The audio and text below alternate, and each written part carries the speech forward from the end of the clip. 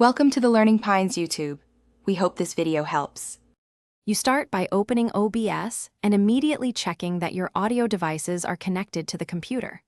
Once done, go to Settings and select Audio so you can change global outputs. This sets default routing for scenes. Make sure you identify the desktop audio and mic/aux device fields because these determine where sound is sent. If you use multiple sound cards, note which device is currently selected so you can swap it intentionally rather than guessing. Next, you assign outputs for specific sources so that different sources can go to different devices. Right-click a source and open Properties or Filters, then open Advanced Audio Properties to pick the output track and monitoring device. This matters because tracks let you send gameplay to one output and chat to another.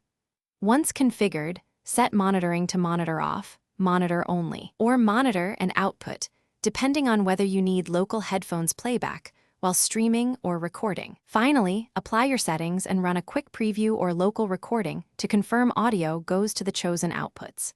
If you don't hear sound, make sure the operating system output matches the device selected in OBS and check app permission or exclusive mode in Windows sound settings.